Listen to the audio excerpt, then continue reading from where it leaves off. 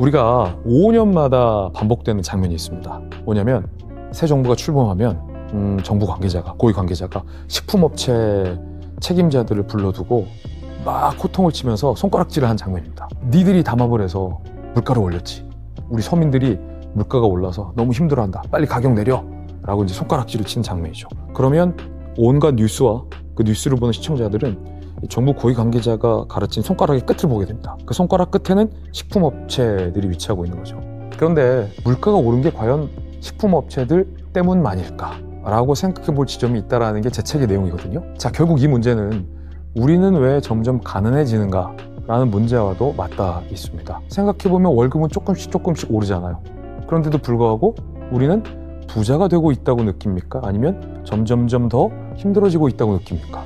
후자 쪽이죠. 인플레이션 때문입니다.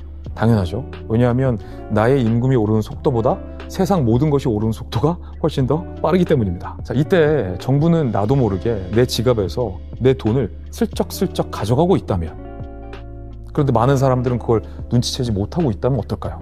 놀랍게도 이것은 사실입니다. 눈을 크게 뜨고 찾아봐야 알 수 있는데, 이 물가가 오르게 되면 결국은 종국에는 이 노동자들, 근로자들의 연봉과 월급도 인상이 되게 됩니다. 하지만 우리가 그 인상의 효과를 체감하지 못하는 건 내 월급의 인상폭보다 물가 인상폭이 더 크기 때문이죠. 그리고 물가가 오른 뒤에 월급이 조금 오르기 때문에 못 느끼는 거죠. 그런데 연봉과 월급이 조금 인상되게 되면 나의 소득 구간도 증가하게 됩니다. 증가된 소득 구간에 따라서 내가 내는 세금도 더 증가하게 되는 거죠.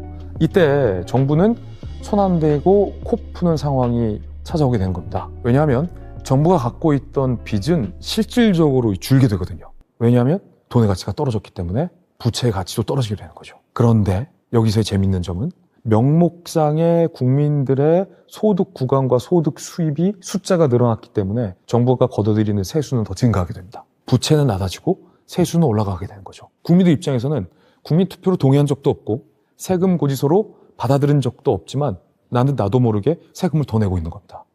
눈에 보이지 않게 정부가 우리의 지갑에서 자산을 슬쩍슬쩍 가져가고 있는 거죠.